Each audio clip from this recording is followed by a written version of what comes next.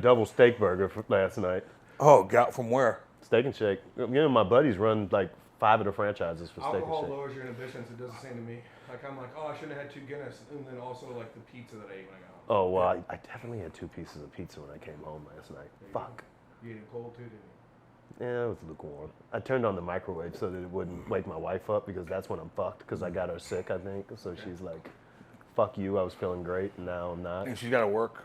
Yeah, she's at the fucking hospital. I think her immune system is fucking... Yeah, who's she kidding, dude? She's getting involved. She's getting you sick, probably. No, she never gets fucking sick. Yeah, but The hospital. well, that's not you. Meaning she comes home, seeing all those patients. No, it was definitely me because I was laying in bed coughing like I was gonna fucking die, and then she got up. She was like, "Oh yeah, yeah." Now I got sick. God, now. she's at that hospital. It's like Andy gets me sick. Well, he does. Why do you think that is? He does a lot of things. things. Because he's around to kids all the fucking time. Kids are fucking They are. It's unbelievable. Andy does a lot of things to you. He No, did he? makes me mad. Makes me money. He does do that. Keeps me organized with the pod for sure, and I need that. So Camversation. Yeah. That's the name he came up with. Well, look at that. We're just flowing, cute. We're just gonna flow into it. Did you say it's I'm cute? making an intro. Isn't it nice? Hang on. Yeah. I like it. Did I you say like it's it. cute because you just took my line? Kate made a cool. It's cute. Yeah, I think it's beautiful. Did you see It's Kate's fun. graphic? It's super cute.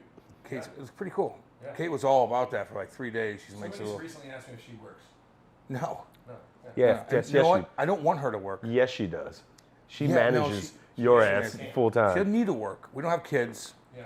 You know, she does little things here with her mom where she's got this thing where she'll go to Schnucks or Deerbergs or whatever. Her mom lives right there, so like it pops up on your phone if you're by the store, and then they'll look online and somebody will deliver groceries. It's easy thing to do. I want my dad to do it. That's what I did for the pandemic. It's easy, but like the thing is, like One of my clients was a pizzeria. I used to deliver for him too. she could stay at home. Funsies. She could stay at home, and her mom lives right there, so it picks up it will pick up on her app. Yeah. And she's like, okay, come here. We got a big order. It's over there. Blah blah blah. Yeah. It's nice. So yeah, no, but we're in a good spot. You know what I mean? Like I like to come home, and house fucking clean. The dogs are taken care of.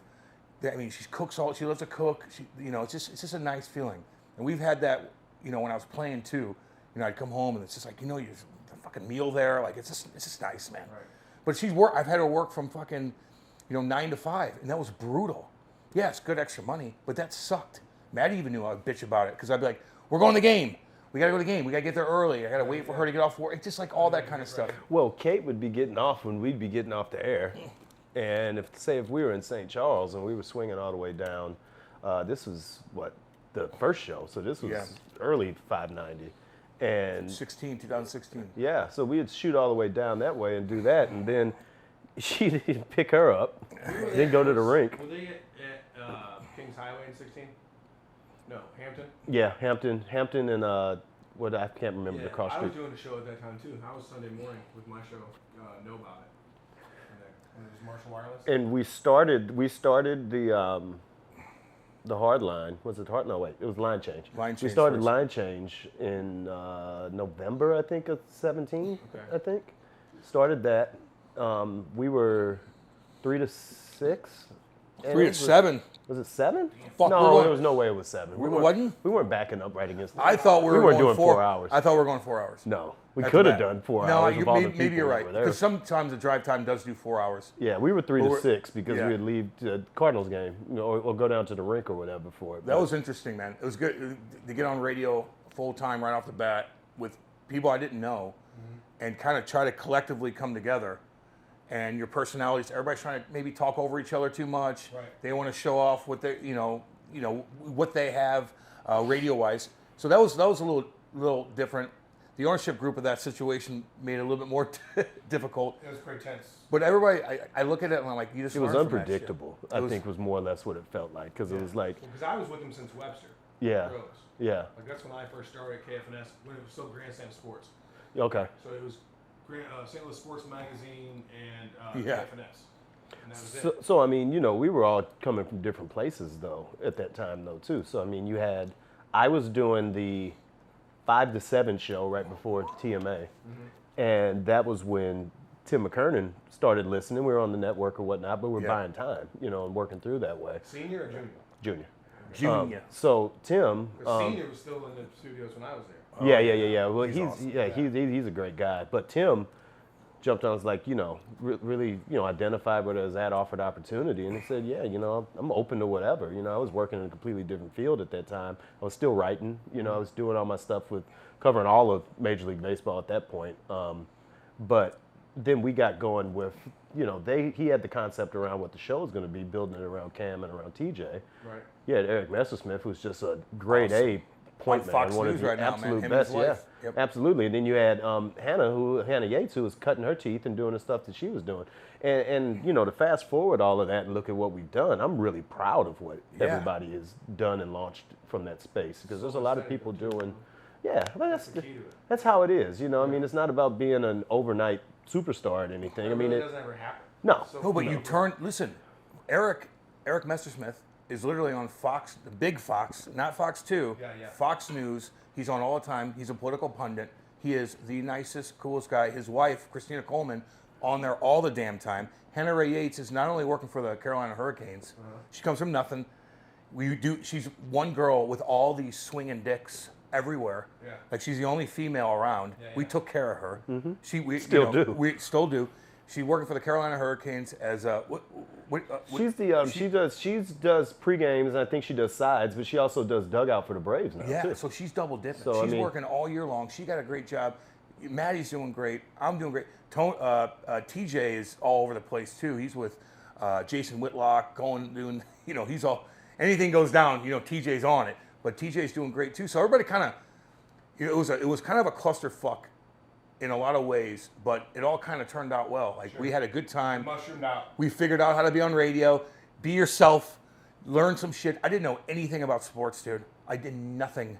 These guys, I knew nothing. I was only paying attention to myself. And all of a sudden, I started hanging out with fucking Maddie and TJ and Hannah and Eric. They've been watching sports their whole life, every sport. You're kind of picking it up. I'm just like, I'm sitting there like, Well, the good thing about what happened with that, though, is why I think that show worked. It was a lot of voices, and we had to figure out how to work that out. Some people argue we never completely figured it out. But, the thing that happened with it is that you do, I mean, my background's been in sports for years. I mean, I just have so much useless knowledge that I find ways to use about sports. TJ having played and knowing what his experience was and being more leaning into still, following the game and things like that. Right.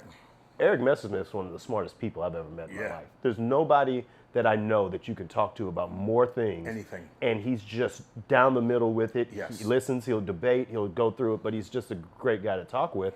And then the great thing we had, though, too, is when you bring guys in and you have things like that, Cam can talk to anybody. So when we had guys like Ken Shamrock come into the studio, or when we're picking up, we've got Kurt Angle on the phone, or we've got Scott Stevens on the phone, or all of these big dogs that get in, there was always something to talk about. So I might remember something about their career and talk to them about that. You're talking to them about where was your head at with that in that moment and things like that, and getting into person it. to person. Yeah, and that's just a good experience, and I think that's some of the things that, again, carried over to some of the later projects that we did and worked on as well, because it's just about connecting with people at the end of the day, because that's all we were really doing ourselves. That's what I did the radio for, is to connect. I want to hear people's stories. Yeah. I think the best piece of advice I got during that time period, because I did stand up secondarily. Oh, fuck. So that's brutal. It is brutal. That is brutal. We were talking about, EJ Glazer has come and done a couple things, but when Nikki was coming up, her and I would be at the Funny Bone. There'd be like 4 people in the crowd. You're just like running your routines, and people were so against me in that industry at first, and so I kind of had a few alliances here and there, but they didn't like the idea that I had a radio show because I wasn't out there grinding 4 or 5 nights a week. But the understanding wasn't that I had the radio show previous. Yeah. And then did that to get better at speaking. So I used to do sit down with stand-ups as a segment on the show. And we ran through a bunch. Guy Torrey was on there, Tommy John again. It was fun. Well, you know what? And we had the show that was just before ours was We Are Live with Chris Denman and Travis Terrell, who are both brilliant I like guys those to work guys a lot. And they did a lot of that too, where they were in the comedy scene, they were doing things like that and shows. We'd have folks come in.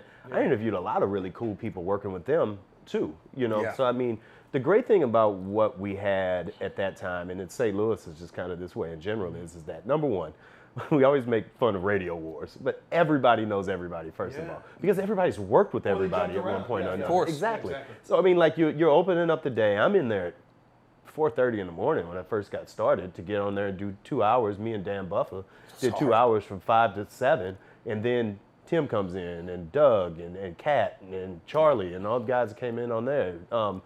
Then you moved after that, Frank. You know, I mean, who's a bigger statesman in St. Louis sports than Who's Frank a harder Cusimano? worker than Frank Cusimano? Nobody is. Nobody's more plugged in, but also nobody will do more for you without you having to ask. I'll call him right now. And he will do it for you. my He helped boy. me make my first ever sale. He was at him and Martin were doing the show, Frank and Martin. Martin too's And I cool. was sitting there smiling and dialing my phone book, and I called the Hearing Plus, and they were like, "Well, what are we?" I was like, "You're gonna do a segment called Now Hear This," and they're like, "Okay, on what show?" And I was like, "Oh, on Frank and Martin show." Like I didn't know anything about anything. I never met these guys either. So they come out of the studio after the show, and I was like, "Hey, I sold a segment on your show called Now Hear This," and they're like, "What is that about?" And I'm like, "Well, you just say Now Hear This, brought to you by Hearing Plus, and then you talk about one thing in sports." And Yeah. Like, okay, what do you sell for? And I was like, 18 a month. And Frank's like, "You want me to go down there with you right now?" And we drove down in his Passat. I remember thinking it was so cool because I had never seen a Passat yet. I was like, "What Volkswagen is this even? Like, how do you have this?" Well, they gave it to him. I'm sure. Yeah. Yeah. Yeah, he gets a free car. Absolutely. Frankie's the man. He's a man. He's the man, and everybody I knows love it. him. One of the things I love in life is when everybody knows that somebody's the man, Yeah. and they're just like, "No, we're gonna take care of you. Don't whatever you need, Yeah. There's whatever no you need. negativity. That's it. Yeah." Well, it's like when Twister showed up late to the alumni float. He didn't have to go park anywhere else. He was just like, "I'm trying to get to the float. Please escort." Oh, God, yeah. We had different well, experiences he earned that day. You talking about this past year? Yeah. We had different experiences that day. I parked on the other side of the highway because I was like, "Where's the float taking off from?" I can't get him on the phone because your phone dies when you get down there. I'm trying to call Too much Kate. going on. Can't get through to him. I'm just like, next year, I'm going to get my stuff down there the night before, and that's it. Oh, like stay. And I'm going to stay down there. Yeah, I'm just going to stay down there and do it that way. Fine, that's But it's fine. I'll come back to radio stuff in a second. So we're on that float, and I look back at Twister, and he's like, I'm gonna peg that guy right there. Watch this. He throws the thing, it goes right around the guy's neck. I'm like, Jesus Christ, have you ever done this before? He's like, I'm gonna get the guy over him next. Throws it and gets the guy. We're going past him. It's landing right on top of their It's head. like you won a Stanley Cup doing that. It's fun. I'm like, That was cool. Jesus Christ. That was a great day though. I'm telling you what though, if anybody hasn't done it yet, everybody should do it. It's to come to the Blues Alumni Tent at Mardi Gras. I go every year knowing that I'm gonna lose 2 days on the back end because I'm just done. It's Set it. you back. I'm out. Like it's one of the best times you'll have all year. It's fun. And the thing about it is though, if you don't get down to that thing, man, you're gonna be in a grind because there's nowhere to park down there. That's No, just it's a period. clusterfuck. I don't even, like this last year, I was at the tent and then left immediately. Nothing appeals to me about being in that crowd at my age. Well, Shit, even in my 20s, it was too much. Well, I don't want to be in the crowd. I don't want to be in the crowd either. Like, don't get me wrong. Like, I'm a princess too, but I with the tent's cool, and then we get police escort. We take a bunch of cocktails, get in a big Suburban. They escort us all the way down to the float. Get on the float, and then there's beer, everything. There's a bathroom on there. Right. Everybody's going crazy. They're like, ah. That bathroom is the most. Oh my thing in the God! entire And just world. throwing You shit. gotta go back. Oh, it's the you best. get paid to do it's it. the absolute best. I love it. Everything was going great until I ran out of stuff to throw and I was tossing guys beers. Yeah, yeah. And then they told me to stop that too. They were like, hey. One time, I think I hit a lady. You could hurt somebody. Yeah. I looked at it and said, but that kid's never had one before. Yeah, I wanted to be a part of it. I think a child too, and that's not good. Speaking of beers, let me ask you guys, what's one of your favorite places to drink in St. Louis? What's a good bar? Well, shit, Maybe man. even when you're younger, maybe you're older. I'll stop. I'll go while you're thinking. Helen Fitzgerald's. Love that place. Love that place. Maggie's Maggie downtown. O'Brien's. It's my jam. That's my boy Eddie Downtown. McVeigh. What's up, baby? Damn right. That's a good one. I think that my other place that I always really enjoyed, like coming up, especially in my 20s, it used to. I don't even know if it's still open. Was the Hula Hands on Olive, but Oh my God. Hands on Oh my called God. the Hula Hands. Oh, on Monday nights. Yeah. That place They're was carding at the door. crazy. Carding at the door. Carding at the door. Every seat in the bar is taken up. Mm-hmm. Everybody, they probably sold 75 pounds of those chicken wings every Monday yeah, night and out the there. Long Islands. Yes. How's the Bartenders crowd? called Strong Say Island. what? Crowd there. Oh, it was something Nice. else. Yeah. Oh, yeah. At that point in life, At that point in life, I was cruising. I gotta ask. I was It right cruising. there, Yeah. University. Oh, Yeah. there you go. That was that crowd. Right there, you got on the way out here, I drove past that exit right there, around 270 and Olive would be where I'd get off and just cruise right there and be at it. Mason and Olives were. But now that I'm a little older, I like a good cocktail. Because I'm only gonna have one or two. So Cobalt Smoke. Yeah, and me Sea- too. Yeah, me too. I Cobalt Smoke and Sea and Olive is phenomenal. Say the name again. What is it? Cobalt Smoke and Sea. Okay. Smoke and Sea? Cobalt. Cobalt like the boat? Sea. Yeah. Cool. No, Cobalt like the color. Is that a color? Cobalt, blue. Yeah. Okay. Smoke and Sea. What is it? Well, now we've said it 17 times. But like what like explain it. Like what So, no, yeah, for sure. What's the vibe? What's the vibe? Is very casual upscale, I'd say. Like you can go in there in jeans and a t-shirt for sure, but you're gonna have a 5-star dining experience. Like as far as the food, it's not over the top expensive at all, but it's immaculate. I've never had better food like consistently than there, and the cocktails are great, man. Interesting. The Yeah. dude behind the counter, Igor, is Russian, I'm sure. Iago. Yeah. Is Igor Diago would be quite a guy That's to a meet cra- that's though, a- if these that's a walkers, video that's game his name. name. It is his He, name. he's like the guy that is an awesome name to have. Yeah. Like I want to come back to that because I kind of got shortchanged. I would have liked to have had a awesome final Matt boss Whitener. name right there. I Yeah. just wanted my middle name to be Danger, and I pushed really hard for both my sons to have middle name Danger. No, I didn't. No. You can still make that happen for yourself. For me. Yeah. Yeah, you that'd can be make that cool. happen. Change your own name to Danger. That'd be really Who's cool. the guy? Who's the guy in the NFL that changes his name every season? Robbie Anderson. His name's Robbie Chosen now. Chosen it was one? Chosen Anderson like 2 Well, years Ocho ago. did it too, though. Yes, he did. I think he stuck with Ocho, it. Spanish number 8 is not his birth name. Stone Cold Steve Austin did it. He changed his name to Steve Officially? Austin so he can make the money. Yeah. Well, a lot of actors don't use their same. Michael Keaton just changed his name. Why? His real name was Michael Douglas, but there's a rule Yeah. in the Screen Actors Guild there can only be one person. There was a Mike Douglas and there was a Michael Highlander Douglas. rule. So he went. That's right. Always remember, Highlander is only one. That's The only one. but he said now he's going to be Michael Keaton Douglas. I'm like at this point, Just be Michael. Just calm down. You've done enough. Nobody knows the difference. You've done enough. you're Batman. I'll tell you a restaurant to go to if there's people listening out there. Are we that- doing bars or are we doing restaurants? Because I'm in a Sounds blend. like a whole nother category. We used to go when we were doing radio a lot. Like we'd go to all these different restaurants and do live shows, which I want to do again.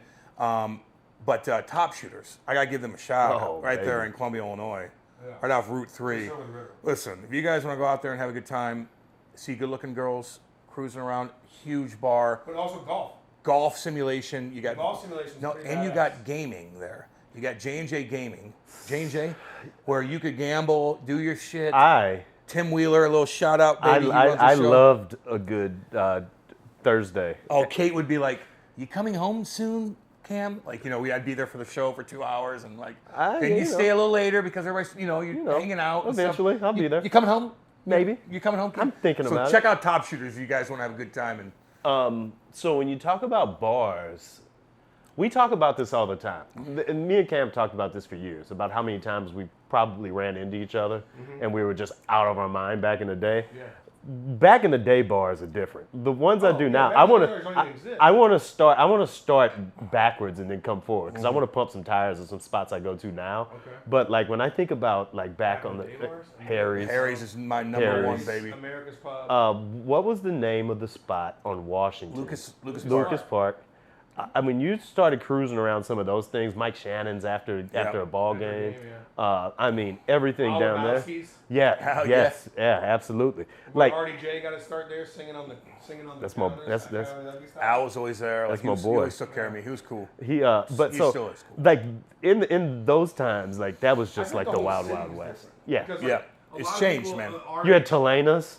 Telane's, yes. Yeah. Yeah, I mean, you had The a lot mirrors and going shit, on. right? Like I can Looks connect. like what you take a limousine and you go like this and then pop it and dance. I can connect the city through like moving through different areas of the city and hitting Absolutely. different bars and stuff like that because I was never one that just stuck to just one spot. Which is a very St. Louis thing to do. So yeah, I always moved around because I lived, and when I moved back here, I lived in U City. I'm from U City initially, but I lived in U City when I came back. But I lived close to the Loop, at that point. So I mean, I would cruise down through there. Yeah. I would get down, go downtown a little bit, kick it down there after games and stuff. I would come out to, you know, when you talk about bars, you talk Helen Fitzgerald and stuff like that. I mean, you can't miss it. But there's all these different vibes to do. One thing I'll never understand is why people get in one lane here and just stay Stick in with it. it. Because there's so many different things to do. Soulard, you got to give Soulard a little shout out. You absolutely Soulard do. was That was my jam pretty too. cool back in the And you day. could go there in the afternoon too. Like if you're like if you're a young single guy, you're 26, and you're like, I got nothing to do today, and your buddies like, go down to Soulard and bounce around the bars. What's the Always what's good-looking girls. What's the working. huge just the bar down there? And I feel terrible. I mean, can't there's remember. Molly's. There's social. It might be Molly's. No. Molly's is huge. Yeah, Hammer that's it. Stones? McGurk's. That's it. Yeah. Yeah, exact. So when back when we were at 590 the first time, there was big fight, the promo fight that went on. It was a joke, the whole thing, but it Yeah. was what it was. Oh, I remember that between the two producers. I think it was That Ryan was the Kelly undercard. versus it was Ryan Kelly. Timberfake. Yes, there you something go. like that. Faking, Yeah. And we kicked it down there the Yeah. whole night and did the whole thing. We ended up back at Ryan Kelly's spot after that. I think used to be like Chris Wasn't there Carpenter's Yeah, that we hall did or go- whatever down there, down in Soulard? It was Well, the hall. Yeah, it was where they do the pro wrestling at still. Yes. No, And that- like the whole thing, like Soulard Soulard Pro- Boxing the Club. boxing club. Broadway the boxing club. But no, Broadway but at the boxing boxing club they do the wrestling matches Oh, down do there, they? like the independent Oh, thing. okay. Like they said, like back Yeah, in the not day, pro like stuff, but the- like yeah. Like they said, like back in the day, like Ric Flair would come through there and stuff like that, Yeah. like that type of thing. But we were down there and we just hit so many bars because of that's the best part about Soulard though. Yeah, you don't have to drive. You don't around. have to drive around. You can pop around. You can do your And now they thing. got a lot of that stuff, like Ballpark Villages, like that. They got the new place in Chesterfield Valley, the place Yeah. with stuff where you can stay within a vicinity. Which, by the way, bringing up Chesterfield Valley. So you talk about the bars I'm at now. I spend a lot of my time. It's ironic we're here right now in this awesome room right now. I spend a lot of my time at cigar bars, though. Okay. That's Yeah, really my you- thing. yeah, he's That's a my cigar jam. guy. I go to Lit. I do Lit out there, but I got to give a shout out to Ash. That's down. That's down down by Slough and whatnot and everything down there. In Cheshire. Is that the one in Cheshire? Cheshire has its own club. That's the members club that they've got down there. So some of my top cigar bars I do is I do Ash. That's down. Is that Locust? I think it might be down to Locust down there. I can look it up. I do Smoke and Sip out in out in North County. Okay. Awesome vibe out there. Indoor outdoor vibe. Do that. I do Montrez, which is great. That's also out in North County, close to Ferguson and Umpsall out in that space. But you know, there's some higher end ones. You know, what I mean, there's like the What about ones Chaser's new one? that I haven't been there yet. I'm waiting on What's the deal you. with- I'm waiting on you to, I mean, call Chase. You yeah, know, yeah, you know yeah. me and No, no, Chase. no. You know, you. I mean, I feel like we're here I was talking. down there when they were building that. That place is badass. Where's it at? Have you seen Morton Steakhouse? It's right. Yeah, it Okay, used to be okay. Morton's. It's right next to CJ Muggs and So Clayton. that was like their big Okay, yeah, yeah. design thing they had to overcome is how to get the ventilation. But while we're talking cigar bars, There's a cigar ball coming up soon that Yeah. I'll mention too. next week we're Huge gonna be party. down at Cigar Vault in Pacific, and that place is badass. When was the last time you were in Pacific? You know, I probably played some games there in high school. We're so probably going like to that. 24 years ago. I like taking Matty way out yonder. Yeah, I love we're it. So- gonna check out Bigfoot. So one of my absolute favorite things is to put Cam to put me in his world and me to put him into mine, and it always works out fantastic. What ends up happening is I actually hate it because then he goes and hangs out with all my friends, and yeah, it has more fun than it. Like they would come to some of our live shows. So I remember we were doing a live show out in Chesterfield, and a bunch of my buddies came up. It was a random day. It was like me, you, and Rennie Knott. Oh yeah. And we were out, God, what was the? I can't remember the restaurant we were at, but all of them pulled up. Twin Peaks. Was it? No, it wasn't in mid. It was out in Chesterfield. There Okay. used It to was be out one by in Chesterfield Chesterfield. by the mall. Maybe that is what it was then.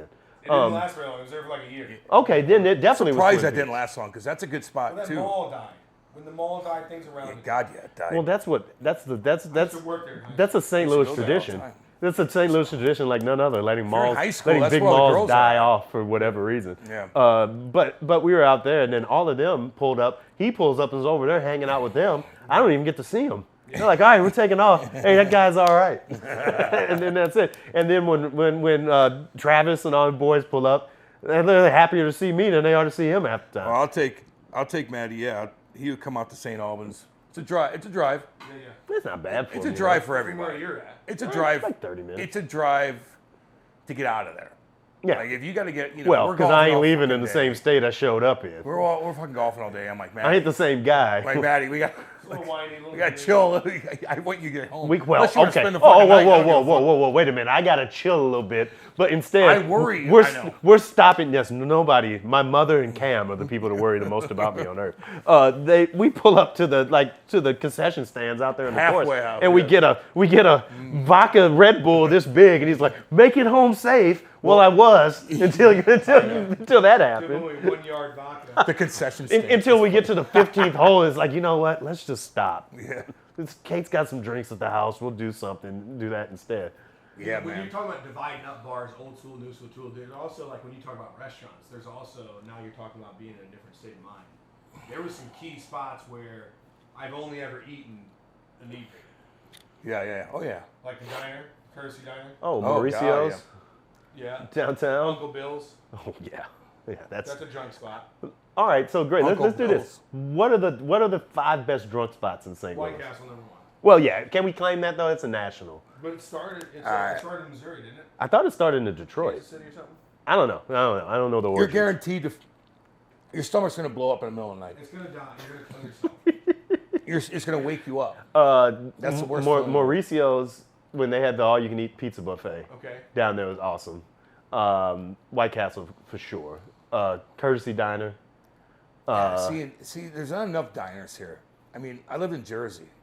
Everywhere you throw a rock and hit a diner, and the food is magnificent. It's so good. And there's layers of whatever the fuck you want, and it's open all night. Yeah. Like And that's what Swingers it's in down in Columbia, anything you diner, want. That is Oh. my shit right there. Oh. You know, St. Louis is very spread out. You know what I mean? Like it really is. So you get different things as you're navigating your way back home. Different people eat at different things. I tell you what, Chesterfield has a lot going on, dude.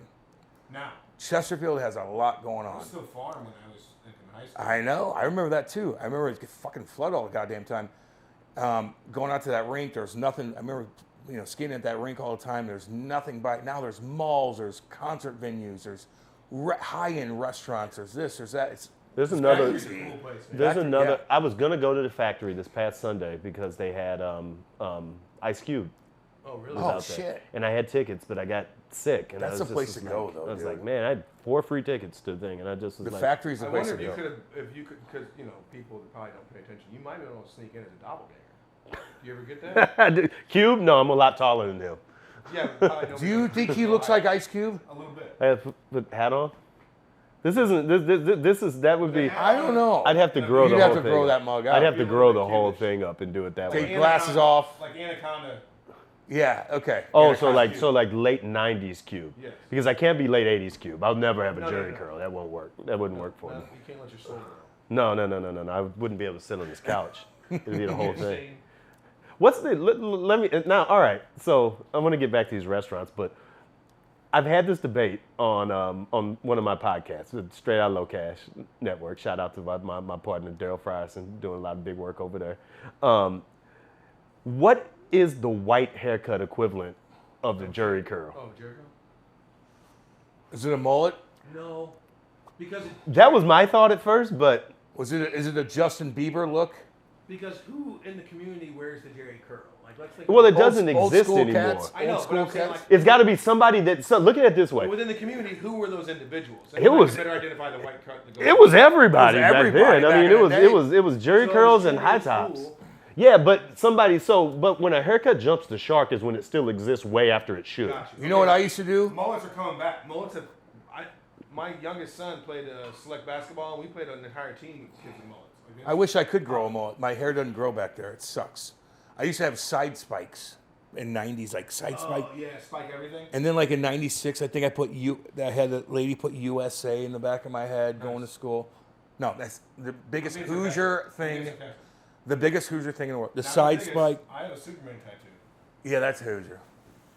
It's all good. Yeah, I mean, I got Just it. keep it. I got it. I got Just it in keep the it. 90s. This was Don't one ever of, get it done. You might as well just put another one. If you want to fix it, you might as well I just. got it in the 90s because my curly Q here, yeah. growing up, my buddies used to call me Clark Kent. When you got that, how many years later were you like, son of a bitch? I'll tell you exactly when. I was on a float trip, and we were. And I you was- got chirped. Oh no. I was paddling. I didn't get chirped directly, but what happened was I'm paddling down the river, and on the bank over here, I hear some dude turn around to his buddy and go, I knew we'd see one. You owe me fucking $20.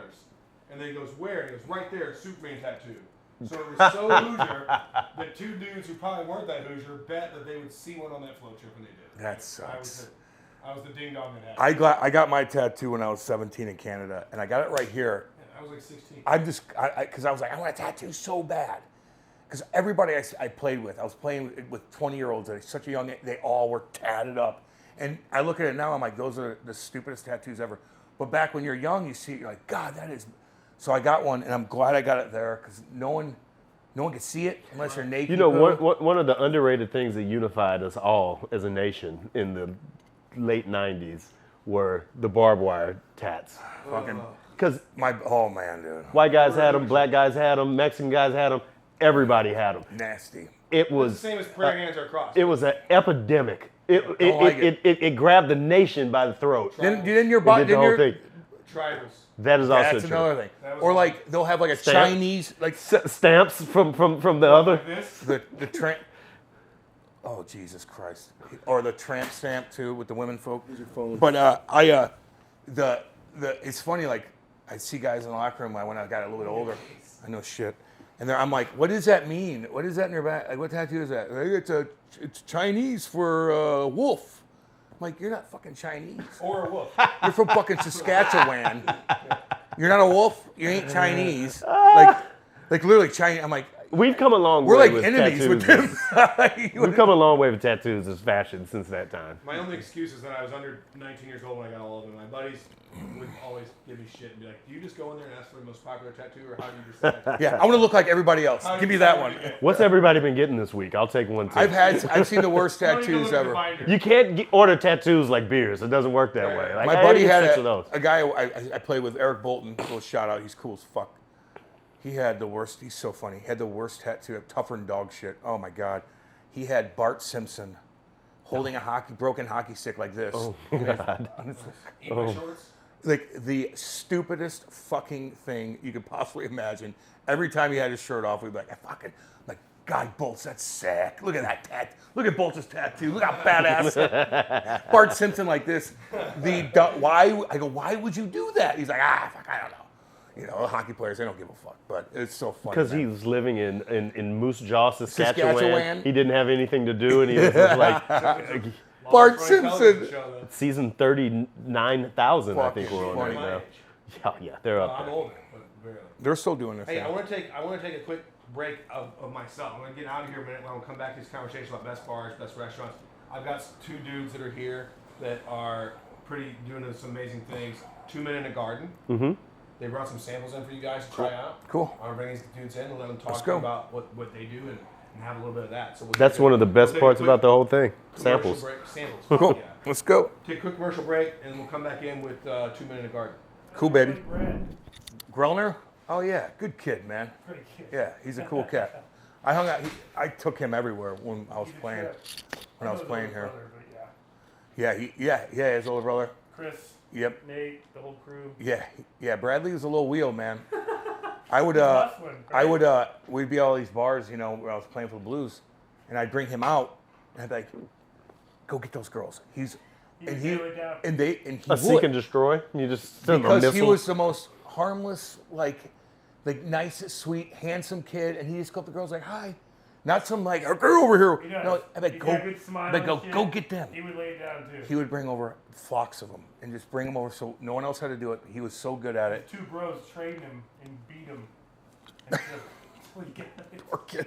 That's one of the Like most the important nicest things. kid in the world. Like, That's one of the most he really important is. things you can have, though, is a guy that can go and get it done. Just go get Because them, bring everybody, them you over. can't send everybody over. Oh, hell to go, no. Like, go talk to them. Like, God, no. You know, I don't want you to stay away from them. Group Actually. of 8 or 10, depends how sharp it is. I would guess maybe 2 or 3 could actually close it or even, land the line, the hook, right? Yeah, I mean, you know what? It's a different job going and talking to a group of girls than it is just saying, go check her out, see what's going on with her. To send a guy in, you got to send some unique blend of the most charming, There it is. fearless, Oh, I know. I unassuming, evaluate.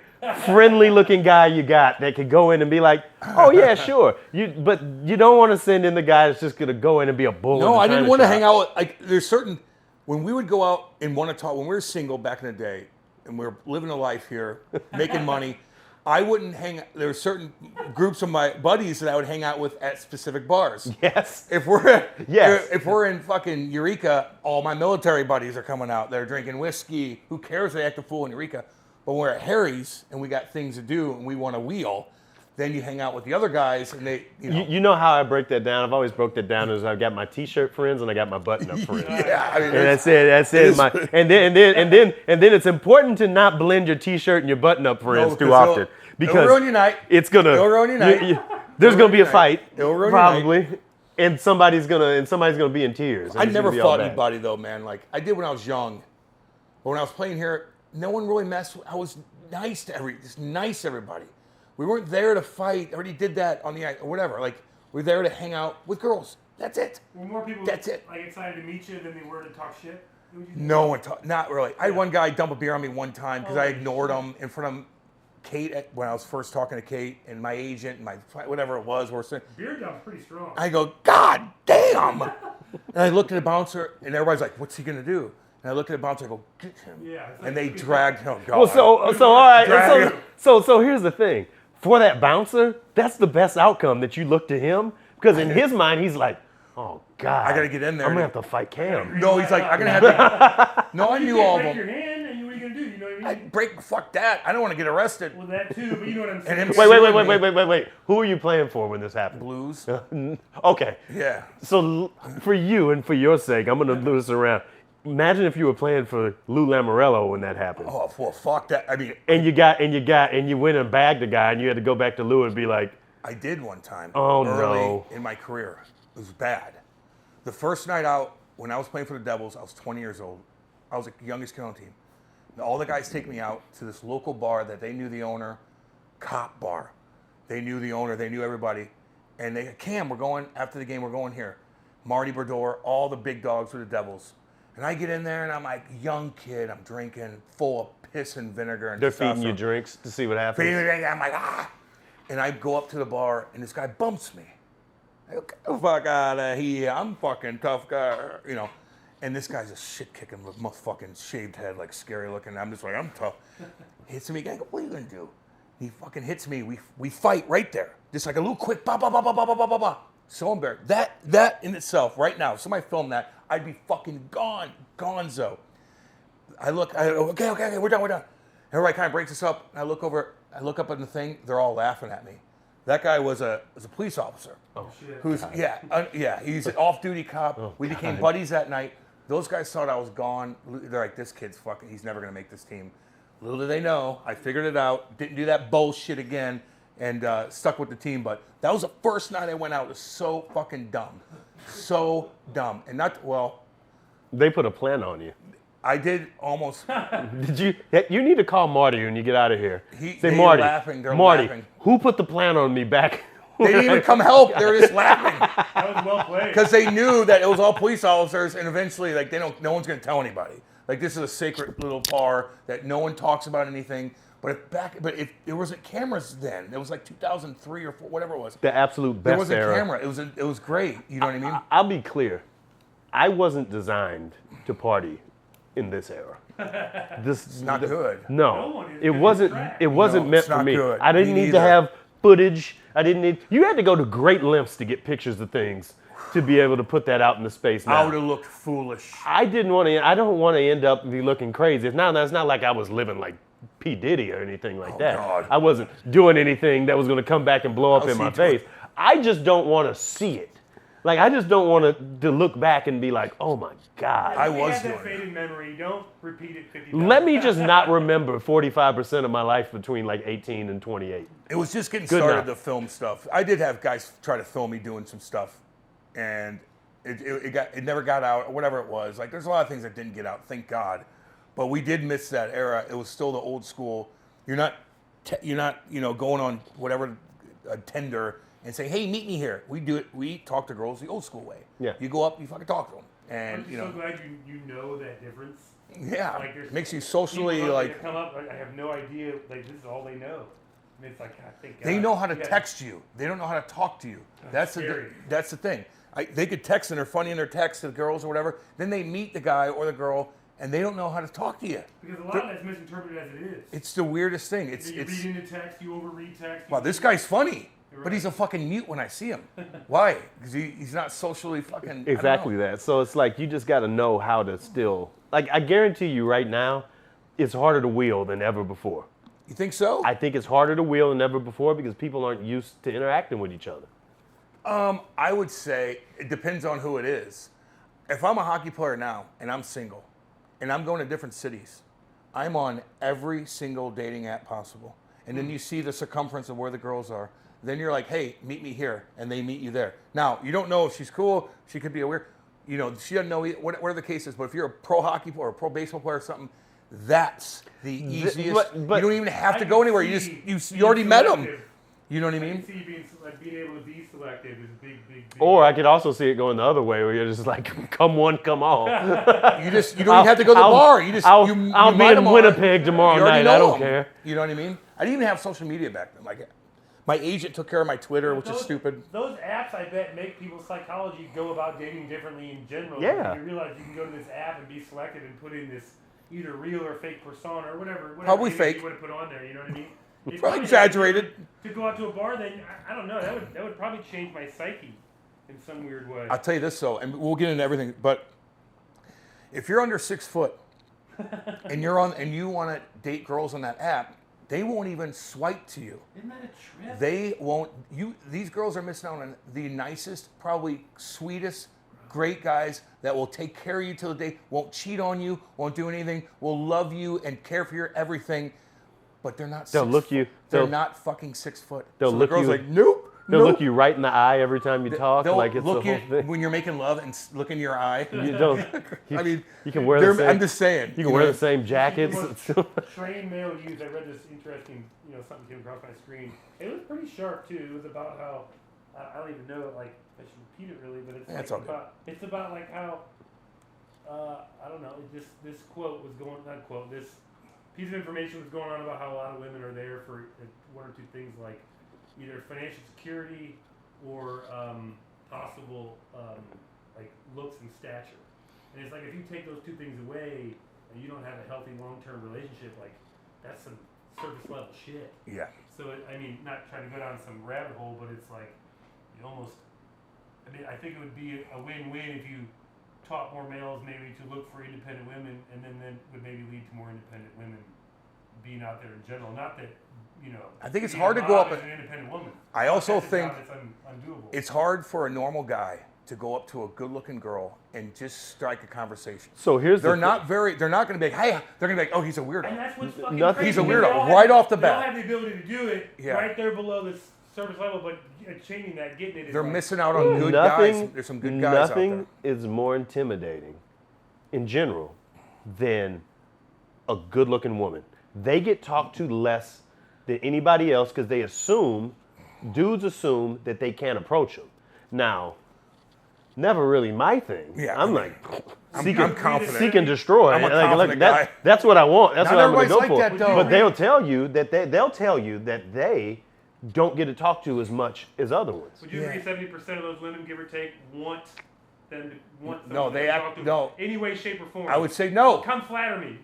I would say no. I think 30% are cold and don't want nothing. That's what I'm saying. 30% want that attention. I think I would agree. I would You're agree wrong. with. I would agree with that ratio. I think that for the most part, a lot of chicks are just they're cool. Like if you go up and Right. talk to them, They're at the end of the day, you got to first of all, talking to strangers is a talent. Period. No matter what you're talking about. Yeah, it is. Just to walk up and talk to a person, you have no idea who they are, what they have going on. You got to navigate that. I think girls now, not that I know, because I've been out of the game for 10 years, but I truly think, talking to young guys and stuff like that, I think that they are very hard to approach.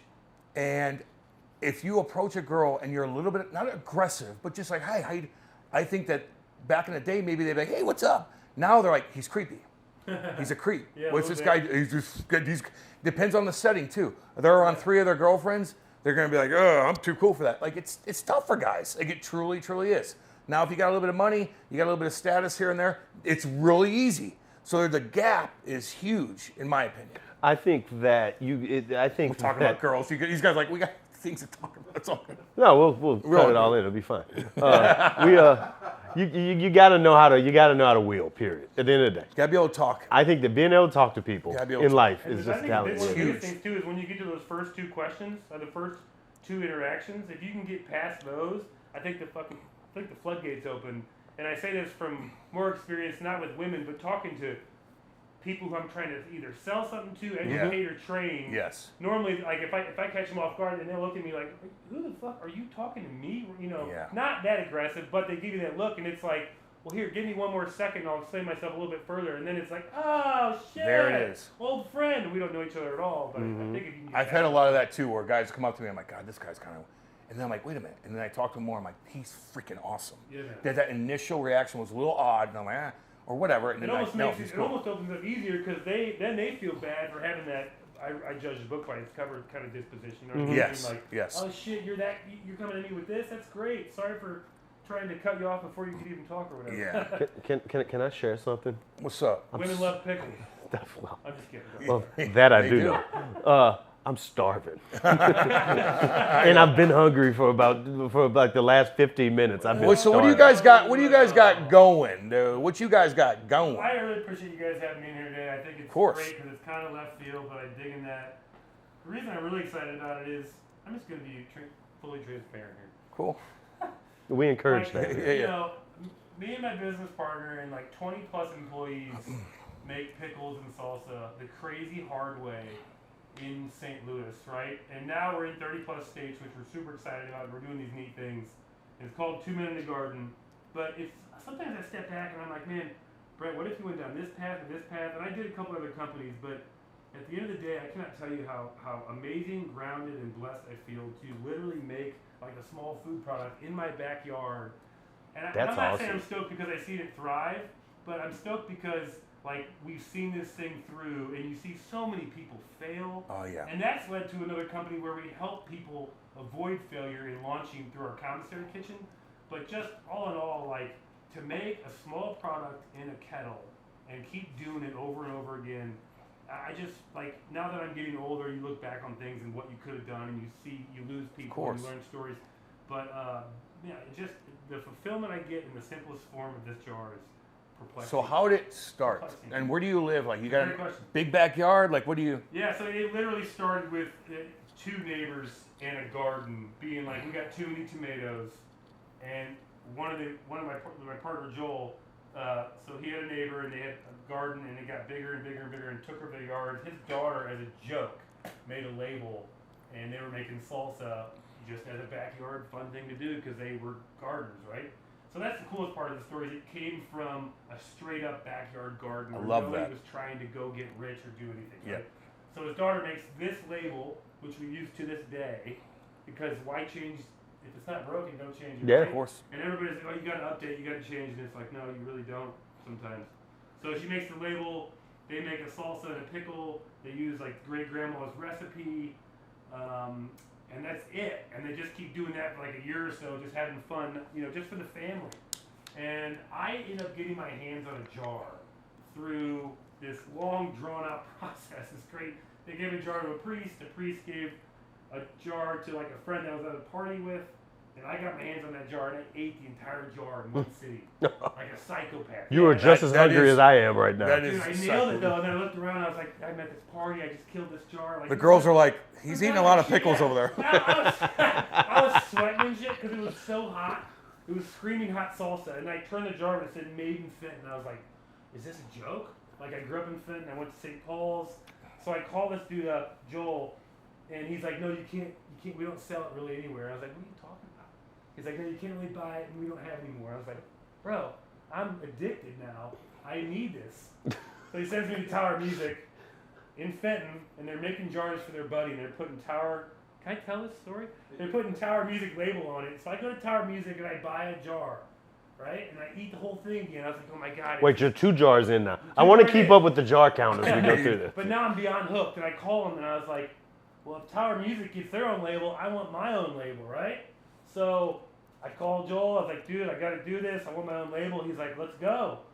So right before I make a deal with him to get my own label, we change plans and we stick with this label. And I stick, you know, I was like, all right, I'm going to be your sales rep.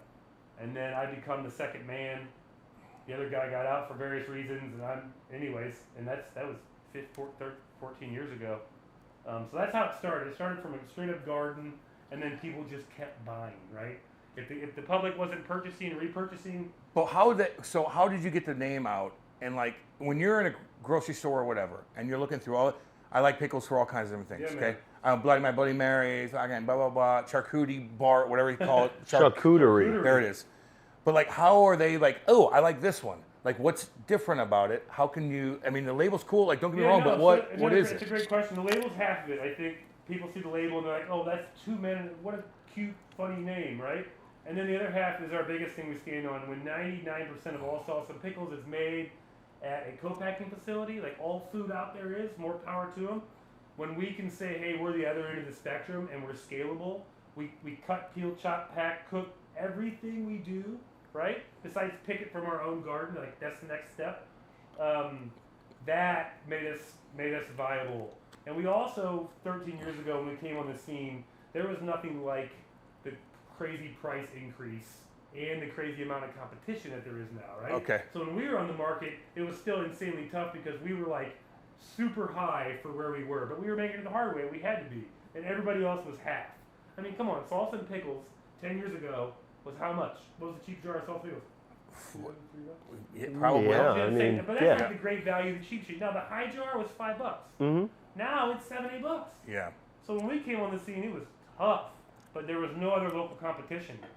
And shockingly enough, to this day, St. Louis, like, we still don't see a lot of great local St. Louis made salsa and pickles. It's out there, but no one's really staying with it and just going after it. So I don't know, man. How'd you get the word out though? Like, So I went to Schnucks. Where? Farmers markets. Yeah, farmers markets is how we started. Went to farmers markets and people tried it and then they were raving about it and they kept coming back. And actually social media started kicking in and we started seeing people do really cool stuff. Like one person took a jar and then they left the pickle brine and then they added Bloody Mary mix and then they added vodka and they drank it out of the jar. see, that's what I'll do. And then we would 100%. You talk about a killer Bloody Mary. Yeah. They started doing stuff like that and sharing stuff and posting stuff. Organically. 100%. Wow. Okay. We couldn't afford advertising. We could barely afford to like make it. You know, and Nice. then we saw it working. We were like, oh, well, we have to make this work. Yeah. And then we got in one Schnucks, Culinary downtown. Like I got in one store, and then that worked, so another store. And for 3 years, we drove around with a pickup truck, and invoices and cases falling everywhere, just crazy. But we did it. Unorganized, like Unorganized, insane chaos. Yeah. Right? If you saw it, you'd be like, holy. No, that's shit, how it bud. is, man. At the beginning. Yeah, and the farmers markets were huge though. And then word of mouth. We did the St. Louis thing forever, and then we started getting stores. You know, like Schnucks has stores outside of St. Louis, so it started picking up. But all word of mouth. I will give it word of mouth, 110%, and it really is this product. The same way I ate it and was like, holy shit, I gotta get more. Is the same way I feel like it's really. So grown. it started at, you were at a party where there's people around, they're all dressed up drinking, and you start crushing pickles in front of everybody. Salsa. It was salsa. And I got my hands on it first. Yeah, I ate the whole jar of salsa. Sweating your ass off. Yeah, you know how I you can't get something stop. really high, you can't stop? That's what it was. Everybody's like, geez, And like, I he's was a like, sal- I was he's a like salsa- Forrest Gump. Yeah. I was a salsa freak. I was raised, my parents got divorced, my dad never, he cooked a bunch, but he would raise us on salsa and chips, because it was easy and semi-healthy, instead of here's shit chips, at least here's some tomatoes. Yeah, exactly. So I had a thing for salsa. I wanted to start a salsa company, and I wanted to sell it at Grumler's store. Oh, yeah. Because they were selling honey and jam, and I was like, oh, we can sell salsa down here, bro. He's like, let's do it. And that's a big thing to do, right? Yeah. And then I tried that jar, and I was like, this is it. Well, I want to see how this works. Cam, eat that pickle. I want to see what This happens. is our newest pickle. I want to see if you have to eat 3 more right now immediately Imagine that afterwards. in a Bloody Mary. So you get Damn good. here's Now, the- would I eat in front of a bunch of women at a party? Probably not a whole jar, but this is damn good. This is good, man. I'll tell you something sexy we do with ladies. It's kind of funny that this is even correlating, and I don't know. We're pickling them now. There is nothing sexier than seeing a lady take a bite of a big whole pickle. I'm just saying. The big ones? I'm not even trying to be push the limits here. They know what they're doing when they do that, though. Come on. That's what I'm saying. So at we got into the St. Louis City Soccer Stadium, which we're very excited about, Go City, right? And we hooked up with City 2. So it's more families and kids, and we're having this Yeah. great success with pickle on a stick. Mm. We saw it at a state fair in Iowa, and we're like, dude, this is great. Low calorie, filling, affordable, easy to eat, and damn delicious. What's that run the you? big What's ones. a pickle on a stick run you down there? So a pickle on a stick is $4, $5. Not at the stadium. Not at the stadium. What is it? I don't remember at the I stadium. think It's like $5. Nah, I'll But take this, that. ain't, but this ain't no little pickle. It's a massive pickle, not fried, nothing. We slide it on a stick, and when you see this, people, and then we put it in a bag, and you hand it to them, and you get the stick coming out. People are just like, it takes a minute. They're like, holy Well, shit! I think you could. It's salty, and then when you have Bitter. exactly. Wait, I'm gonna prop this up So right here that's- too, you're because there's exactly other right. stuff going on Beer here too. snack. When I'm drinking beer, I crave salt. There's a thing. I do. There's a thing where people take a spear and put it in a jar of beer. It used to be back in the day with Stag. It's becoming this way with Bud Light. That's a or way to use Budweiser. that. Bud Select, put a pickle spear in there. Come on, Bud Select, let's do this. Interesting. Pickle on a Pickles, like that's. Pickle on a bud. I love it. I love hearing that kind of stuff. You know what I Yeah, so mean? we're doing pickle on a stick. No one's doing it. It should be done. It's a great healthy snack, and the stadium's filled with really expensive stuff. More power to them. But so we're seeing it work. And at the state fair, dude, there's a line going out the door. Really? Yeah. So we're doing pickle on a stick. We're pretty excited about it. We're doing salsa on nachos. So you get to pick your salsa, and we dump it on nachos. We're gonna start doing pickles slices mixed into the nachos that people wanted. One of our new flavors is smoky barbecue. Tell me what you guys think about that. Smoky Hell yeah. barbecue pickle. Oh no, I love a barbecue pickle. I've I got like to take barbecue that- pickle. I've got barbecue. I had barbecue pickle chips, like the not chips, like the ones that Yeah. just go on a hamburger. Oh, How can you Oh, take baby. barbecue and pickles, two American pillars of society, and not combine those by now? We did. Pickles started in the U.S. I'm gonna say the monks in Europe or something. Yeah. Zanzibar or something. We made it what it is, probably. Correct. Yeah. We perfected it. Yeah, Like exactly. American does all Yeah, this. yeah, exactly. What's the hardest part of your job?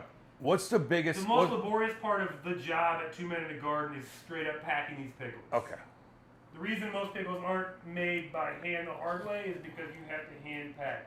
We now have a pouring machine, but we hand poured salsa for generations. Well, not that long, but Feels we- like generation. Yeah, we still hand pour it more or less. We still do everything really the hard way, and we're damn proud of it for this doing it this long. We've automated it a little bit. We have to, right? Yeah. But we still have so we have a large commissary in High Ridge. This is the pretty neat part of the story. So we learned the hard way of what not to do and where to throw money away and time, right? For so many things, we did the hard way. So we started helping people in St. Louis naturally with our extra space and our time. They'd come at us, hey, how do you get jars? Hey, we'll sell you some extra jars. Well, hey, while I'm picking up these jars, how the hell do you get in this place? How do you do this, right? Mhm. And then we would step back and we're like, hey, we're giving away all this info and all this space. Let's monetize it. So we made this big jump to a large facility in High Ridge, and we have about 60-something members. We're super, super honored and proud to do this. But there's like, let's just say there's about 5 commissary kitchens in St. Louis. Well, this commissary kitchen is just that, but past the commissary kitchen, we're the only place that says, hey, here is the next 100 steps, right? Where to buy jars, where to source them, where to warehouse them, what size to buy, what size label to buy, why this size jar, why this size lid. Here's a logo, here is a recipe, here is a way to get it in the store, here's distribution, here's a farmer's market. Pack it in 6 packs, not 12 packs. Just every step has a zillion, as you can imagine in any business. These are where the parties are that you can eat mass pickles in front of the girls. And to that In point, case you're interested we to have get there. networking groups, so then everybody gets together, all these makers get together and Yeah. go, well, hey, does this work or does this work? Don't do that, do this. Yeah. Well, that's good, man. Yeah, That's collective. damn right. So let's come out of this. The amount of people in St. Louis that are busting ass and making food products and have visions is you know the food, like restaurant bubble we're sitting Yeah. on in general, what we have in St. Louis. Yeah. The maker thing, so we have a couple that comes from KC, we have a couple that comes from Illinois. People are coming from, I'm shocked where they're coming because I feel like we're offering such an amazing, literally set down network. So that's allowed us to be on the front edge of these new products, and then we can show those to stores. And it's turned into this unbelievable food thing, which I have no background in. I mean, I do now because I'm 15 years in, but like, So you guys do no marketing, Nathan? I mean, no, like this, and when what's his name asked us to come on Channel 11, you know, and stuff. maybe 2 or 3 things. We do no advertising. Really? We do nothing. We do Facebook. We Yeah. make posts because we have all this unbelievable content all day, people making stuff. So you just post, okay. We don't even do that properly. Yeah, that's another game in itself. We would have a Posting full-time shit. human, yeah, I mean, we should, but every company should, they don't. Yeah. But anyways, like. Some companies have to do it more than others, man. We deal with that all the time. Yeah, I mean, not to, tell me when to shut up, but. You're No, good, man. homie. You're this good. Is I was waiting to get to is this cool point. because, like, again, it goes back to all these great natural things leading to more great natural things. And, like, I'm actually really proud to say, like, to have something that's kind of the world's first is amazing that we get to do this out of St. Louis. So we actually collaborated with a guy in Michigan on this concept. But think about it, for 2,000 years or longer, let's say, back to the monks in Zanzibar, Yeah. they started They live a pickling- tough life. They started pickling stuff, right? And this is like a lot of people, you either say my grandma showed me, or my grandma did it, or I have no clue. Let me buy a jar, right? So it's not the jar that makes the pickle, it's the brine. So we couldn't get jars and lids during COVID, so we were like, okay, the vessel, let's come up with a different vessel. So we put seasoning in here, right? We have 5 flavors. You put in your veggies, you add water, vinegar, you close the pouch, and then you put it in your fridge. Another term for this is refrigerator pickle. It's like putting cucumbers and water and vinegar and seasoning in a jar and putting it in your fridge. It's not unheard of, but it's not the most common thing. So this is cool because it's kid friendly. It's got all the flavors in it. We had a guy put a turkey breast in here. We had a guy put a hard-boiled egg Yeah, I was in gonna here. say, what else can you? Yeah. Dude, Oh. peppers, zucchini. I mean, you name it. You put it in your carrots. I mean, I eat a shit ton of veggies, man. Like a shit ton. And the cool thing is it's reusable, so I just leave mine in the fridge, and when I'm chopping stuff, and the kids love it too because they feel like they're making stuff. Yeah, yeah. Like you said, charcuterie board. I tried to. This I would like to see that charcuterie board, by the way. If there's Charcuterie. Charcuterie, Good yeah. God. This smoky chipotle pickling pouch, we put cucumbers in here, and it led to the smoky barbecue pickle. I thought you were going to say something like mass hysteria or something like that. That's Why kind not? of that's cool, man. That's innovative. It is cool. It's It is different. neat. You know what I mean? I mean, half the people we show stand there for a second and go, wait a second. So you put this into a jar, and then like the other half, you see a light go off. They're like, you're shitting me. And with COVID, everyone's a home gardener now. Right. Yeah. Well, a lot of things change, man. It's- Everybody was a home worker, and now they do Zoom calls instead of going to the office or whatever. Like, Yeah. there's empty office buildings downtown because of COVID, stuff like that. Lots changed, but the entrepreneurs figure it out at the time, and they create different things. And now it's all working out for a lot of businesses And too. we're even at the point now where we're like, you know what? If you make pickles, like, come, we'll help you. We don't care. Like, we used to kind of be like, we make salsa and pickles. Like, this is ours. Exactly. Yeah. Now it's like we actually completely flip. And it's like, all right, if you make pickles any way, shape, or form. So like, when- I want to talk to you about the Blues. Let's do pickle pucks. Let's give those bucks back to the team or to some charity or something. Well, the team Team doesn't need the it. team needs to get people and pack the building. There We don't you need to go. give them. We'll do it with kids with cancer or something. We're not gonna get to. But yeah, no, I know what you mean. Or the alumni, they donate so much money to everything. There's so many ways we could do whatever. Seriously, pickle pucks. They're little pucks already. Yeah, hell yeah. No. I love it. When did you start making money? Like, were you like, Well- are you okay? Like, is it so stressful now? Where you like, every month it's like, damn, we're selling, but we have so much stuff going on. Yeah, so no, I really appreciate the question because, like, so we've been in the black for a long time. With that said, we're not printing money, right? We're hiring more people and Yeah. still scaling. We're still in the mindset of that business. I'm just being honest. Yeah. Where we're like, we're getting towards the top of the mountain, and we're never just gonna coast down, right? But man, it sure is gonna be nice when you start to hit to that plateau. And you can enjoy that a little bit. We're still Yes, hoping for that's that what I'm saying. climb where we're like, we see the light Yeah. at the end of the tunnel. We're not there yet, nor do we want to be. We didn't think we'd be, but the good news is we have all these amazing different cylinders firing that's trajecting us right towards that. We're not seeing it die off. I right? get you. Yep. And now the whole secondary part of this other business, the Kitchen Hub thing, is really like, so we're balancing these two things because we've actually developed a few other brands in this whole mix of things in partnership with people. It's like we have another brand called Float Trip Pickles with the old owners that we're 100% behind. So we just add power right to that and help them like stay a quality thing. So we're trying to do a lot, but we're staying extremely dedicated to it all, and that's why I say we're trying to hire more people, and we are. Is that Help tough? us- extremely. So tough. Because as you know, like let's say you hire 10, you get one superstar from those 10. Yes. Keeping that superstar happy and around is the name of the game. Costs you money too. For sure, and then it costs he you knows. to lose it though and retrain, right? So Yeah. like, we try not to forget Exactly. that. And it's like, COVID also fucked that up too. whew, Though, Without workers' question. mentality. oh You know. God, they're owed Hard to everything. hire people. They're owed everything. They're like, what do I do? I'm not right. Restaurants to everything. So that's always a difficult thing. So we are making money, and we have some of the largest contracts we've ever had, and we feel That's awesome. we're in the best spot we've ever been in. With that said, like we are, that much rolling, you start to fear sometimes, like, well, if this account falls out, holy shit. But it's nice when you get there too, because if you do lose one, it's not the end of the world. It's the same with the podcast And game. as long as we stay as dedicated and to each one, you know what I mean? As long as we check in and show them that we all care, we keep trying to do small things, then we feel like we're doing our part. And we're not changing formulas, we're not skimping, you know what I mean? That's the biggest thing we've seen is like quality will drop off in different places. Can't have that. Products, and we're like, no. Can't have that. Yeah. Damn, man. I just love hearing that. You know what I mean? Everybody's got their own different thing going on, but it's all kind of the same in a way. You know what I mean? So where's everywhere that people can Yeah. run into the product? So St. Louis, man, I mean, we're doing really good stuff. I feel like there's not many spots in St. Louis that you can't find us. Maybe, St. Louis, we're pretty blanketed. Schnucks, Deerbergs. Schnucks, Deerbergs, Whole Foods, Fresh Time Farmers Market, Oh, yeah. Straub's. You're good. Even, Total Wine and Friar Tuck's. Okay. Yeah, baby. And then a bunch of the small independent stores, like all the independent grocers have us, which is like our bread and butter, no question. Yeah.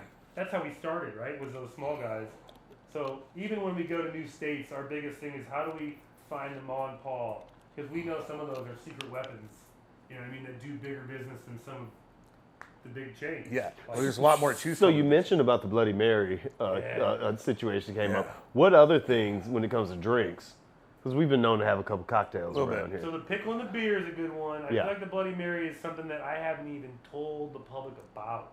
Is there something that we That's could what do you right do. now while we're here doing this with what you've got on hand and what we've got out there that we could give a run here? Man, I mean, I don't know what they have. River City.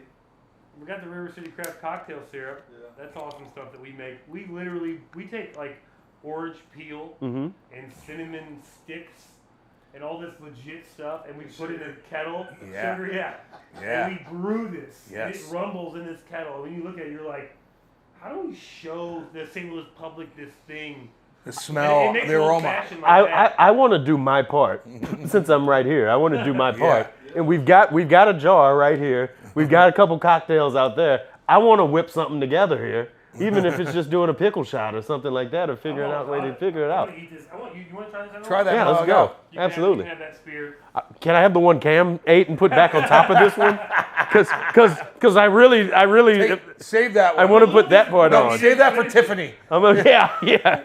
Tiffany, Cam save you this. Yeah, Cam told me to bring this home. I mean, one. Well, tell me what you get. How many pickles do you eat a day? Oh, bro. A jar. If I open a jar, I'll kill a jar. I feel like I eat them at night more than anything. That's why we're not making any money. You know, shit. You better calm down. Don't get high on your own supply, baby. Yeah, exactly. It's impossible. No, this is a great pickle. Oh, So what's your role in all of this too, by the way? I'm the guy that started. I'm the founder. Okay, so you guys, okay. Joel's the master. You're the master. Come in here. I'm about to go out and get some He's the Sit jack of down. all trades. Get in You there. want to switch seats with me? Sit down. Get in there. I'm going to get some supplies. So what do you have? So what's your role every day? Pretty much running the business. Calls, keep it. Does all the sales calls, obviously. Yeah. Organizing production, planning, and now with the, we got over 50 different companies in there. We got 10 food trucks, and keeping all that organized. And I actually worked for AT&T, an IT job. Yeah. For 30 years, and then I retired, and I just had a addiction to gardening, so that's kind of how it all started as a hobby. What do you like to garden? Like, what do you have in your backyard? Mostly tomatoes, and hardly even have one anymore. I don't have any time to do gardening. Right, man. Do you have an accent? Do you have an? Where are you from exactly? Minnesota. Yeah, exactly. I knew it. Minnesota. I go, you're not from St. Louis. I know that accent. I played hockey with all you guys. Funny shit. Yeah, well, I'll pick that up. Oh, I'll pick that up in 2 seconds, dude. First 10 years of my life, but that's when you get it. That's so funny, I'm dude. still a Vikings fan. We went to the Viking game against San Fran this weekend. Oh, really? Yeah, it was wild. Poor, I feel bad for you a little bit. Like they're just, Joel doesn't give himself enough credit. You know. We got a lady in the office named Karen that like kind of runs Kitchen Hub, and then Joel like runs Kitchen Hub too. But he's doing like when we make salsa and pickles and all these different things. Like I can't tell you how many things go into that, right? So like we share an office, but I will sit there in the office doing my thing on emails and phones and whatnot, and then running out. But the amount of times humans walk into this office and interrupt this dude, it's like I'm just like we got some. This is insane. yeah. So like I don't know what Joel doesn't do at 2 men. We'll try and answer it. Well, you got a good gig though, man. This is cool. You know. So fun. Were you just like, all right, I'm bored after you retired, and you're just like, yeah, I get it, dude. And you know, there's this addiction and selling to a few stores and then doubling production. Yeah, of course. And you know, it's so rewarding when you introduce yourself to some total stranger and you start talking, and then For you know, sure, it's man. like for a long time I was like, oh, I retired from AT&T. Now you know, I was like, well, you know, I have a little salsa and pickle company, and they're like, well, what's it called? And it's, oh, I know that. Yeah, I got it in my fridge. It's a good feeling. It's a damn good feeling. Yeah, it is. And then you walk in the store and you see on the shelf, even in a new store, you're like, holy shit. Yeah. I love it, man. I like to pick brains of people that start businesses and stuff like that. I really, really do. I'm curious, you know what I mean? Played hockey my whole life. I never really got into it until I retired, 7-8 years ago, getting into radio, and now I'm just expanding in different ways and whatnot. So I'm always interested in seeing Cool how. how you learn stuff from your career. Oh God, yes. And teamwork. Big time. How it's relating to today, and you put it all together. And Well, that's why I know how to be a teammate. You know what I mean? Yeah.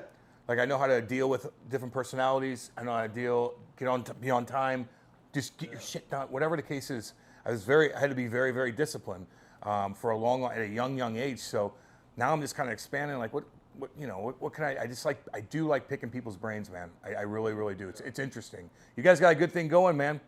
You got a good thing. I appreciate you guys coming in. Thank you, man. Hell yeah. Let's go make a couple drinks. All right, welcome back. And we're back. Yeah. So we were talking about Woo. favorite places to eat and drink and do stuff. What are some of your favorite things to do? That's a good question, though. And St. Louis gets chirped a lot because people say there's not much to do. You don't have mountains. You don't have a big lake near you. You can go down Lake of the Ozarks, you go to Table Rock Lake. We all know that. That's 3 hours away. Sure. You ain't getting the Mississippi River unless you have a boat. And even then, it's sketchy. Unless you piss somebody off and you're And they not throw doing you in anything there. else. Yeah. Yeah, on the east side. So Yeah. St. Louis does have a bad reputation of not having enough to do.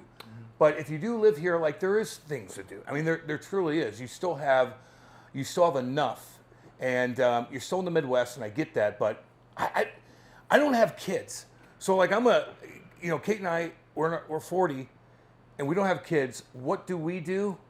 Fuck, I play golf. I'll tell you that. I live right by goddamn Six Flags. If I have little nieces that are like 10 and 11. Like I'm gonna take them to Fright Fest at Six Flags. It's right down the road. It's not that expensive. Right. It's kind of cool. You know what I mean? Like I'm gonna ride on every ride they want to. Like I'm gonna do that.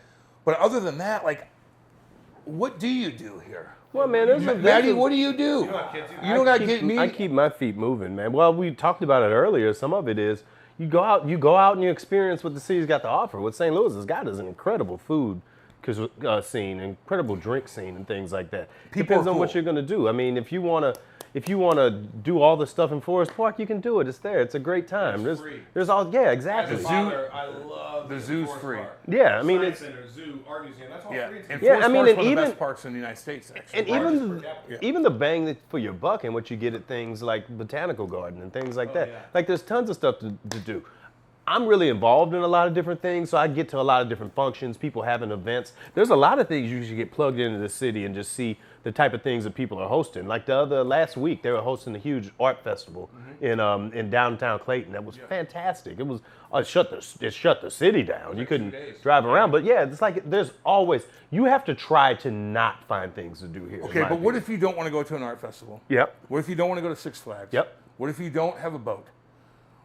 You can endure What if you don't have kids at Forest Park? You can endure it. Concerts, there's always good music. Yeah. There's always that was what I was Music gonna at say. Campo Gardens on, I think it's Wednesday or Thursday nights throughout the spring and summer. They do the yeah. Well, I went Bring your own wine and cheese and snacks. and I'm talking about there were a couple hundred people out there just laid out all through the thing, just listening to it. Shout out to the Red and Black Brass Band, they were playing that day. A couple of my guys are in that big thing there. But there's so many things you can do. The thing that's best about St. Louis, in my mind, is you can just go to an area and just get into the mix of it. Go to old downtown Kirkwood, go to the Loop, go down to Central West End, go down to Soulard. You can go do all these different things and just getting involved. Just get out the house. You'll bump into something somewhere. Yeah. Or, you can also endure the recent seasons of Cardinal baseball. Yeah. You can go down and see the boys skate when we get down here. Like sports is a major part of what the recreation scene is here. It is. Battlehawks being back here is awesome. Battlehawks are awesome. Totally cool. City games, STL fun. SC games are huge. Fun to watch. That is oh my Well, I God. left 20 minutes in, and I was sitting Because you went back across the street. because I went back to Maggie O'Brien's because Yeah. me and Eddie were like, okay. Yeah. We were at the front row, and everybody's standing up, and we kind of like look at each other like we're uncomfortable. Let's just go like we're princess. You know how it goes. Yeah. But city games are awesome. The atmosphere is unbelievable. Sports, you got cool things on. The Blues are gonna be pretty cool this year. Hopefully, the Cardinals, even going to Busch Stadium, even if they're not that good, it's still a unique thing to do to take your kids and whatnot. But what do you think St. Louis needs though? Like, what do you do? What do people do in freaking? Let's see, I'd say Nashville Kansas City. or Nashville. Nashville has. That's so much to do there. Like, Nashville has it's a way bigger party scene in Nashville. You have people from all over the country going to Nashville. You've got groups of girls everywhere. You got bachelorette parties. It's just a different kind of scene. But they have those pedal bars. Those are pretty cool. I'll tell you what you have in Nashville. They've got one of those here. I've got a friend that's got one of those. Really? Yeah. In that Nashville, does it. you go down and you can go with a group of buddies to Nashville. St. Louis, you might have to go to Soulard. Yeah, it might be packed, but you might have to bounce around a little bit. You go to Nashville, you go down the strip. You are going to find entertainment. There's music scenes in every single bar. There's a cute blonde girl doing that. There's another cute blonde there. So if you have buddies, you go down there, like it's automatic entertainment. Nashville, I gotta put that on the side. Like that's one of the top cities going. But what about like St. Louis compared to Kansas City? Like what does Kansas City have? Do they have a big fucking lake? Does St. Louis need the Army Corps engineers need to find a way to plug up the river system, the creek system, and build some fucking lake around here? Okay, so that here's what everybody we'll can do. go to? Here's Is that what we'll possible? do. Here's what I'll do. I'll do this. Create just a for mountain. You. I'll do this just for you. Build them out. We'll, no problem. You know what I mean? We'll take the Rams money that's in the Boatman's bank account, Where is that money? and we'll make a we'll make a lake with part of it. St. Louis, you got to be creative here, though. We Like, have a let's be safari. honest. We have a safari coming. So St. Louis Zoo owns like a boatload of. Yeah, although they're about to do something crazy out north, and they've got the one they're going to do across from the zoo right now too. So they're going to do a whole thing. Know what Listen, St. Louis needs? they just built a basketball court. You can start playing basketball. Yeah, I mean, Forest Park. What do we need? What do you got? we need something. Okay. Like, I'm not Okay. gonna lie. It's very specific. Good start. We need something here to separate us. What could that be? What could St. Louis do to separate from every other Midwest town that doesn't have that mountain, that doesn't have that huge lake close enough to the city? I Well, think. we're a blues town, blues like music. We were a blues and jazz. Yeah, we're not as much of an outdoorsy event type city. Like there's enough stuff you can go to close to proximity here to do that. But the investments that they're making in things like the Foundry and the things that are happening down there, those are big. City Museum's always packed. City Museum is Foundry's always cool, crazy. man. and I was there things the like other that. day. Yeah, I mean, so like when you look at things are happening, I think that there's a lot of stigmas that people got to get beyond because what's the whole thing? You build it, they'll come. Right. Not downtown St. Louis. No, town, they got to build up, man. They got to go, but They got to build it up. Secure. we got to realize that if we show up for things, people are going to protect what the investments are, though. Too. right. And so, I mean, you don't see any. I have yet to hear about anything happening to anybody in the Foundry and all that. Nope. But I mean, the things Not that yet. happen is that there's still a bunch of people that are way out that are just still looking at the news and looking at what's happening on the other side of North Grand and equating that to what would be happening on Market. I will say it's a completely different the crime thing. is hardcore. Like it is. And they got Top to 3 every year. For they the last have 20 to years. fix that. And it does spread around. It does. It comes out, it'll go to Central West End. It does. And that and you read about like it is true. Now, when I go to Central West End, am I worried right now? No, but it's still there. But what can like how does St. Louis separate itself? You know what I mean? There has to be something. Like if you're downtown St. Louis, and we talk about this with news anchor guys, like downtown needs to be built up better.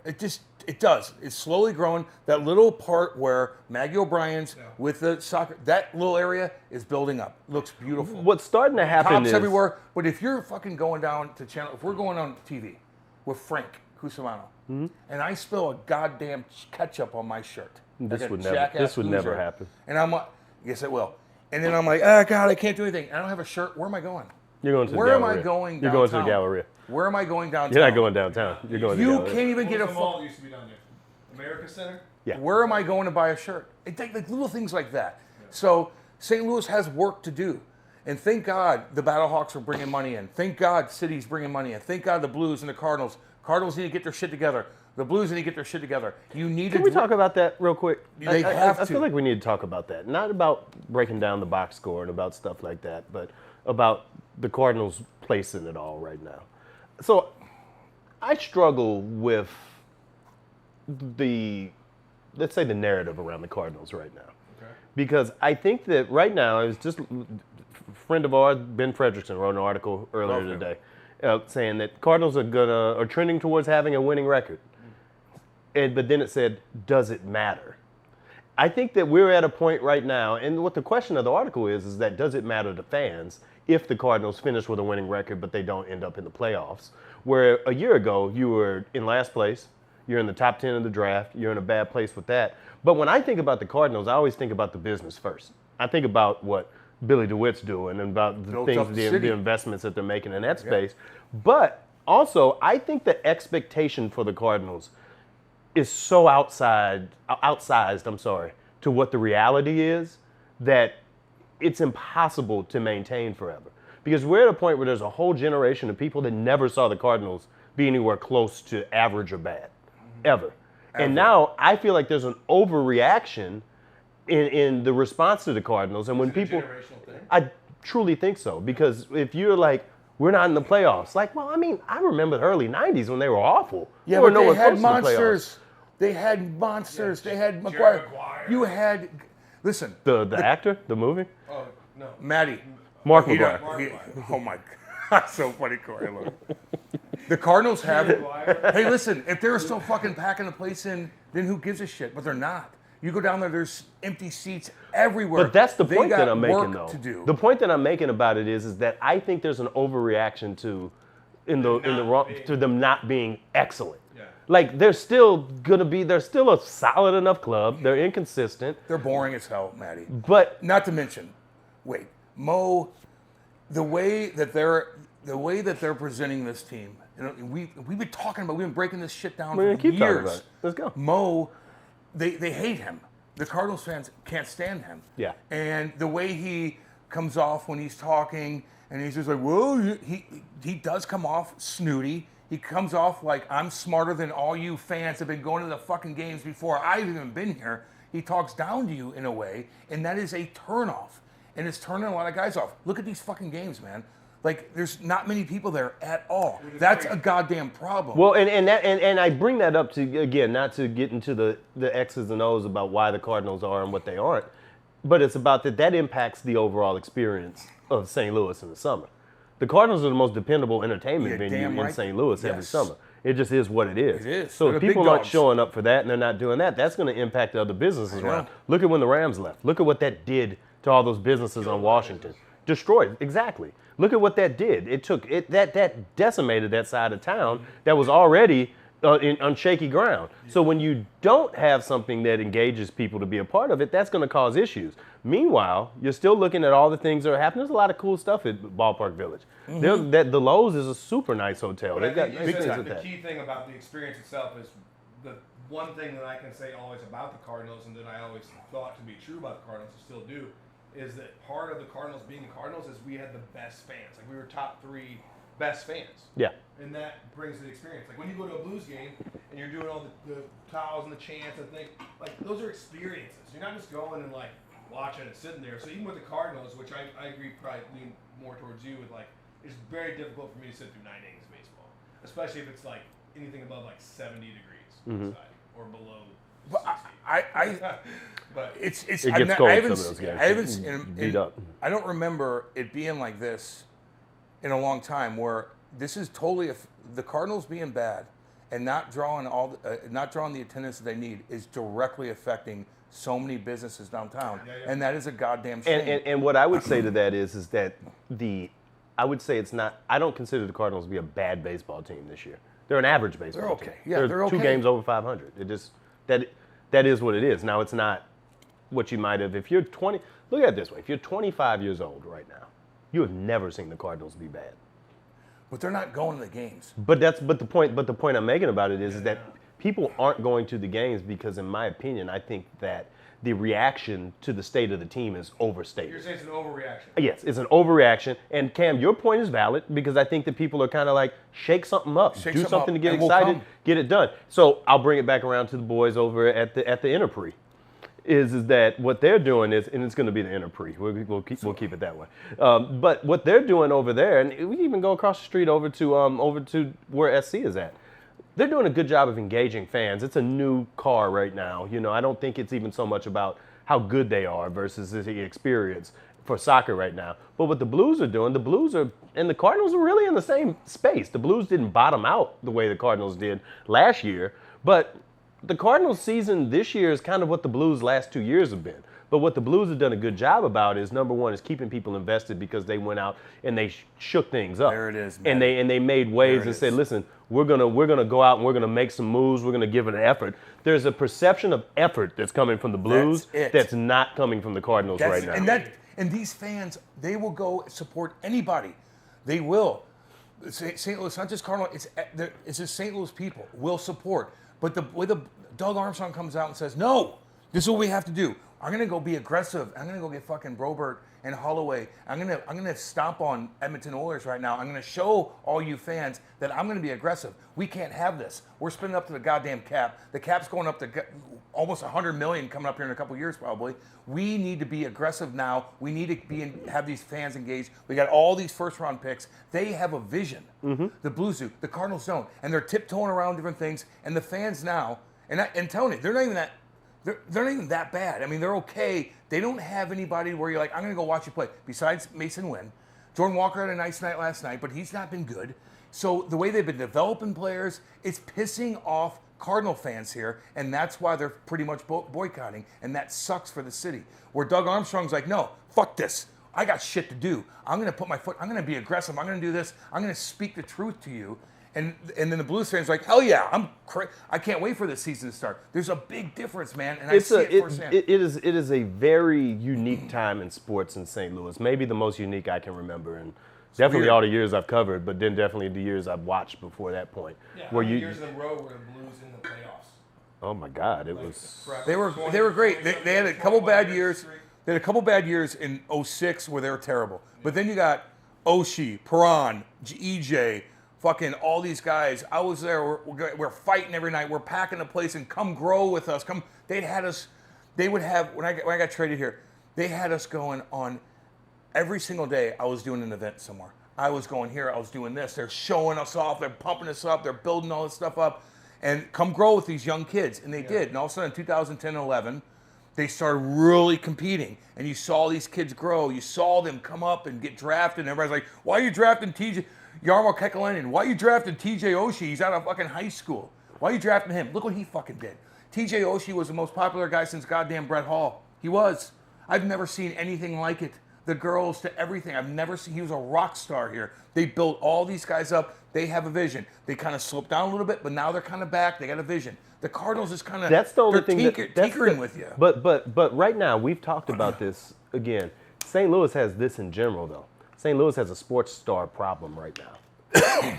There's not a. I agree with you. The biggest stars in St. Louis sports right now don't even play ball in St. Louis. Jason Tatum, Yeah, Right. Matthew. Matty Chuck. So when you have a game at the Cardinal Stadium, it's half empty, but you've got the NBA, you got the Larry O'Brien NBA championship trophy, and you've got. I was really upset, by the way, that the cup wasn't here for that. I was. He brought the cup here. No, Matthew? he brought it, but it wasn't with the NBA. I wanted both of the titles yeah. together. Well, they at got the it. same That's time. Somebody else had it. I get it. Yeah. I understand. I get it. But at any They rate, should have made that work. it should have made that What was work. it, 13 that we got World Series in? Oh, what year was the World Series? 11. 11. We went and they went in 13 and they won Damn, in is that 11. the Rams? Because I remember I had Yeah. season tickets to the Rams. I was on the field and they brought the. That was 11. Trophy. That was 11. That was 2011. Going to the Rams games Because back the then- Rams beat the Cardinals won the World Series on Friday night, and then the Rams beat the undefeated Saints that Sunday. Okay. They did it that way. But St. Louis has a star problem though too, because when you were bad in the late '90s, and it really gets glossed over that they were not a good team in the late '90s. They were entertaining. You had Mark McGuire. Yes. Mark McGuire was a star, and he covered up the Or fact for those of us who that know that team. personally, Jerry. Jerry was it's his also there brother. too. Jerry, yeah. His agent. He was Jerry Maguire the last year. But, But, Mark, we're going down to Show me watch. the I highlights. watched. I mean, I was so into hockey at the time. But I'm like, this fucking Mark McGuire. Like, what is this? Him and Sammy Sosa. They're crushing bombs. They're getting media attention. Fucking every single day. It's the Cardinals and McGuire and the Cardinals. but They who's win the that good- biggest sports star in St. Louis now that plays for the St. Louis team? Who's the biggest star in St. Louis? I would.